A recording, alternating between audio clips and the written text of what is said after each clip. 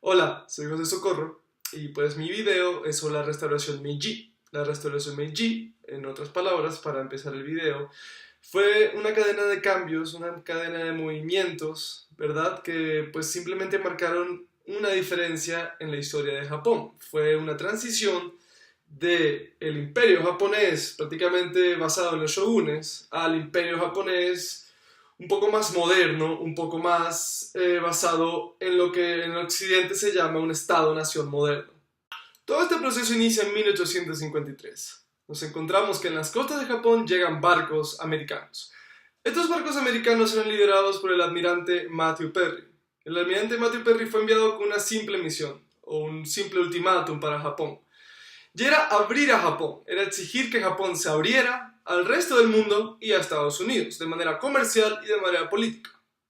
Y pues ultimátum al fin, porque si los japoneses decidían no abrirse a los americanos, ellos automáticamente entraban en guerra con Estados Unidos. Así que prácticamente no tenían mucha opción.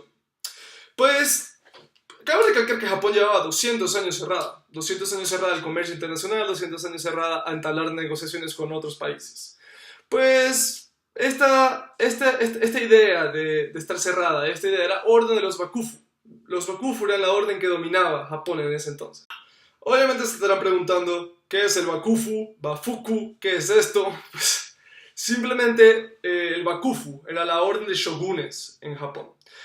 El Bakufu estaba pues prácticamente establecido en Edo.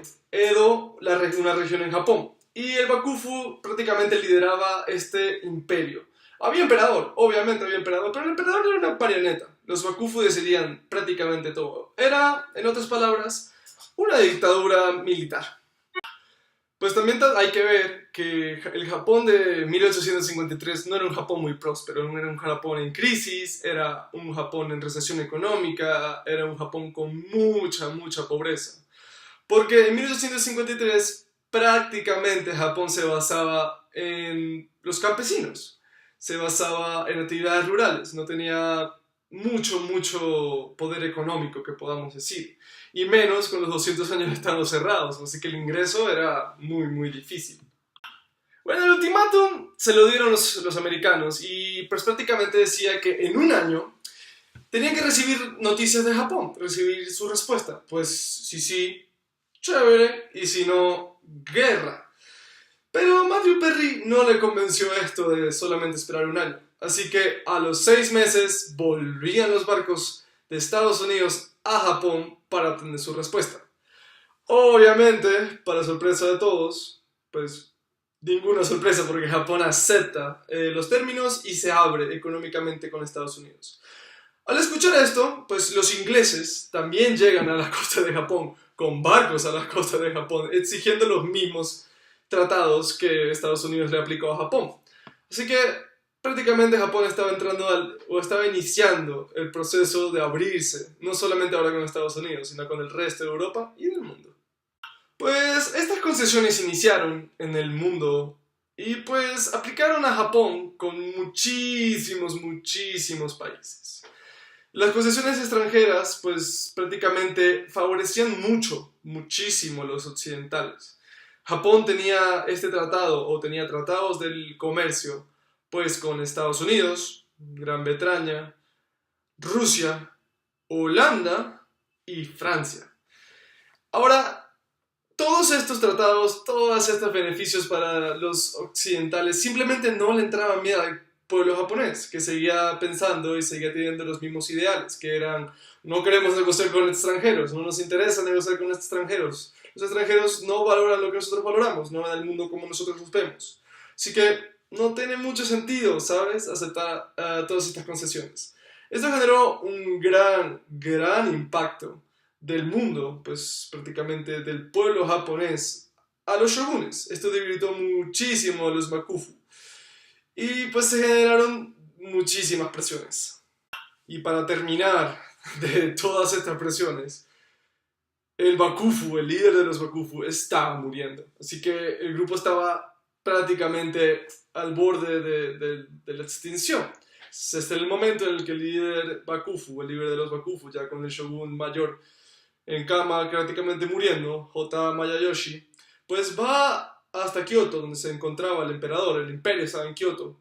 Pues va y le pide al emperador de ese momento, que era el emperador Komei, pues que hiciera que las negociaciones de estos tratados, hiciera que las concesiones de estos tratados, pues cayeran en manos de el Bakufu. Pues cayera en manos del Bakufu para que el Bakufu pudiera pues reorganizar esto y pudiera pues ponerle un poco más de autoridad. El emperador prácticamente dice, nope, no te voy a dar esto, esto se queda aquí conmigo y yo organizo esto. Y pues el grupo Bakufu pierde muchísimo, muchísimo honor debido a que el imperio, porque el honor es algo importantísimo para los japoneses, y pues pierde mucho, mucho honor. Así que vemos a un grupo Bakufu prácticamente pues sin honor, sin respeto por parte del emperador, con el pueblo criticando y con todas estas concesiones abundándose. Pasan los años y Japón sigue en crisis, Japón sigue con este malestar y una región, la región de Choisu, se levantan armas contra el grupo de los Bakufu, porque simplemente no toleraban más esta figura, no lo respetaban, pensaban que eran muy débiles para liderar Japón y se levantan en contra de ellos. Todo esto pasa en el año 1866 y se genera otra cadena, otro movimiento que es la rebelión de Choisu. Pues con esta región montada, con el lanzamiento de esta región, pues el nuevo líder, Yoshinobu, el nuevo líder shogun, el nuevo shogun de los Bakufu, pues decide, bueno, vamos contra esta región, vamos a aplastarla rápidamente, pero pues no puede, es vencido, el shogun y el grupo Bakufu es vencido, porque a Choisu se le suma otra nueva región, Satsuma. Y este poderío de Choisu, de la región de Choisu y la región de Satsuma, pues se unen. Y en 1867, estas dos regiones, estos dos grupos, toman Kioto, toman el imperio, toman donde se residía el imperio y prácticamente toman a Japón. Este movimiento representaba el poderío de este grupo, porque ya habían vencido a los Bakufu y pues prácticamente que los paraba de tomar el imperio. Pero el grupo Bakufu no era el único que tenía el nuevo líder. El nuevo emperador había entrado, el emperador Meiji. Sí, el mismo Meiji de la restauración Meiji. Sí, pues es muy importante.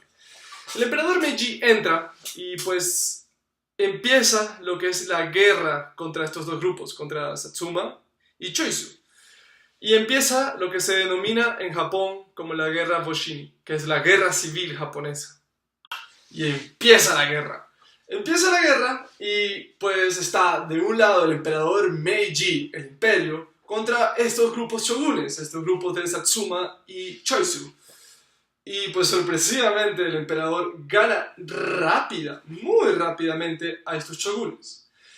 Y se preguntarán por qué. Pues este emperador, muy abierto al comercio internacional, muy abierto al sistema internacional, admirado por Estados Unidos y admirado por Gran Bretaña y Europa, no solamente se quedó con lo económico, ni con lo político, se quedó también con lo militar. Sí, el emperador Meiji, pues prácticamente tuvo una revolución militar. En Japón en ese entonces, pues en 1867, 66, en estas guerras entre shogunes, pues las guerras entre shogunes eran guerras de samuráis, eran guerras de espada, flecha y caballo.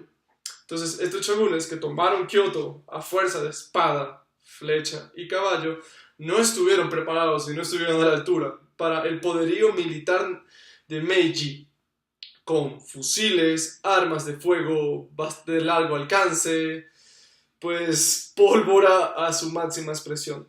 La guerra termina rápidamente y Meiji pues toma otra vez Kioto y muda Kioto a Edo.